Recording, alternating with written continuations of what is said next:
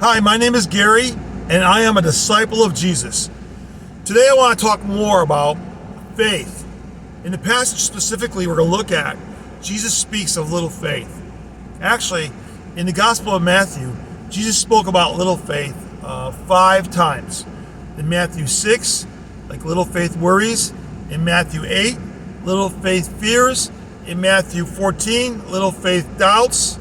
In Matthew 16, little faith forgets. And in Matthew 17, little faith can't move mountains.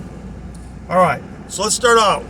Turn to Matthew 17, and we're going to read about the healing of a boy with a demon. Starting in verse 14. When they came to the crowd, a man approached Jesus and knelt before him. "Lord, have mercy on my son," he said. "He has seizures and is suffering greatly. He often falls into the fire or into the water. I brought him to your disciples, but they could not heal him." And then Jesus says, listen to this carefully. "Oh, unbelieving and perverse generation."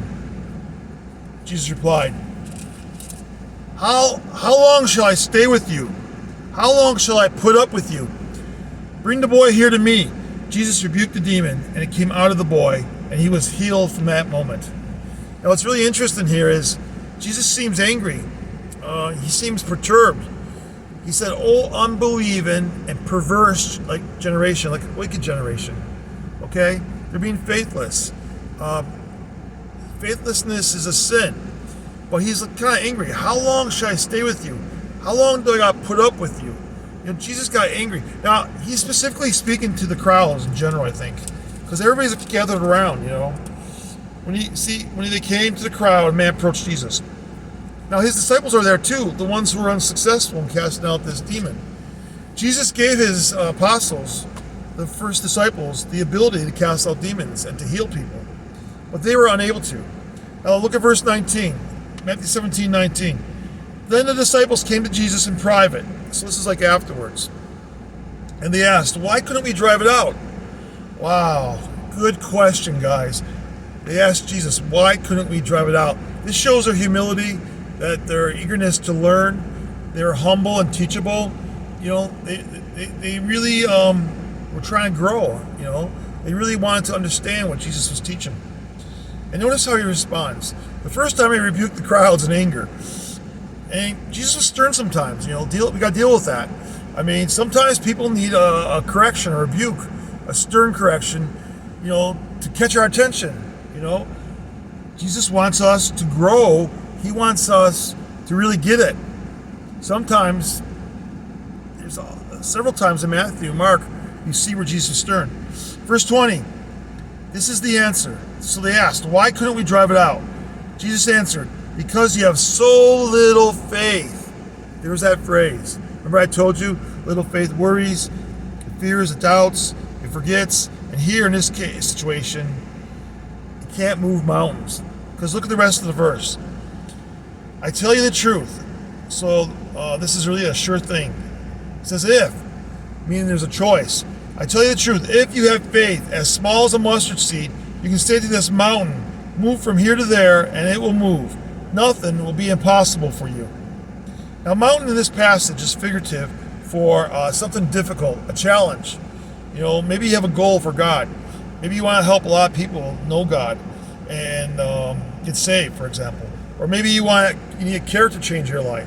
So the mountain's figurative for something hard. Now, I'm reading from the NIV 1984, and I believe it's in the current version of the NIV also. Some translations say it just like this. "I tell you the truth, if you have faith as small as a mustard seed." Now, that don't make sense at all, because the disciples asked Jesus, "Why couldn't you do it?" And he says, "Because you have so little faith." So then immediately the next thing Jesus says is, if you have faith as small as a mustard seed, you can say to this mountain, something difficult, a challenge, a hardship in your life you want to deal with. See, in the Greek, it doesn't say "as small." Now, the NIV is what they call dynamic equivalence type of version, translation, and it's more of the NIV is a thought-for-thought translation. But for example, the New American Standard Bible, the English Standard Version, the Berean Literal Bible, they're what they call formal equivalents, okay? Again, NIV is dynamic equivalence, which is more of a thought for thought. The weakness with thought for thought translation is sometimes the translator's own understanding or interpretation can get put in. Because if you look in the Greek, like if you go to Bible Hub, for example, and look up the verse, Matthew 17:20, and you hit INT for interlinear, you'll see. Or if you look at the more of the, there's like 30 English translations. If you look at the more literal ones, like the New King James, the Berean Literal Bible, the ESV, it will be clear. It's faith as a mustard seed, not faith as small as mustard seed. As small is not in the Greek. You'll see it for yourself, okay? You can check out by what I'm saying. So anyways, he says, I tell you the truth, if you have faith as a mustard seed, you can say to this mountain, move from here to there, and it will move. Nothing will be impossible for you. It's like, wow!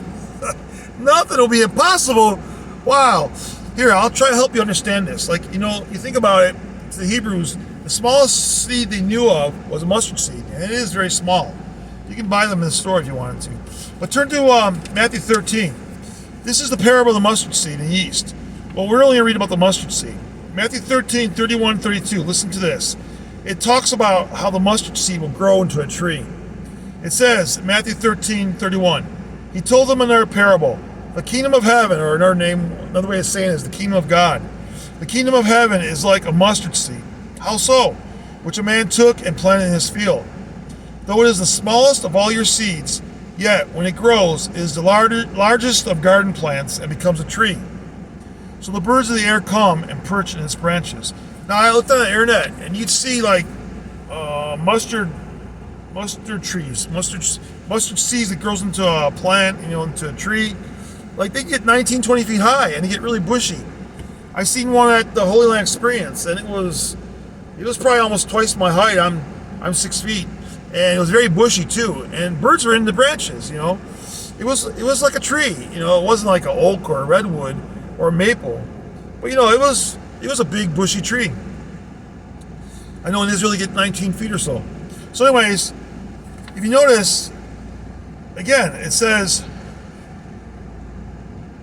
though it is the smallest of all seeds, yet when it grows, it is the largest of garden plants and becomes a tree. Okay?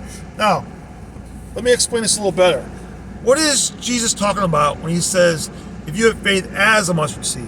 What he's talking about is thrive in faith, flourish in faith.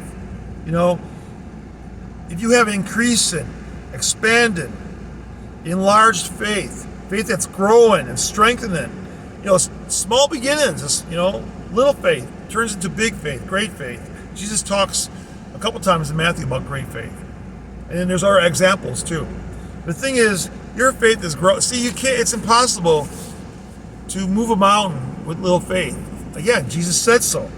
Because they asked him, why couldn't we do it? And Jesus said, because you have so little faith. And look at the end. Nothing will be impossible for you. It's like, wow, just amazing. So I just want you to think about what I'm sharing. Hopefully I'll help you spiritually. Again, Jesus stressed faith in his ministry. He taught his disciples to have faith over and over. I just want to encourage you to pray about building your faith and learning how to increase your faith. It's impossible to please God without faith. It says that in Hebrews 11:6. All through the whole Bible, there's lessons about faith. It's just really important to God that we believe his promises, we believe his word, and we apply it in our lives and live by it. Thank you very much for listening. God bless you, everybody.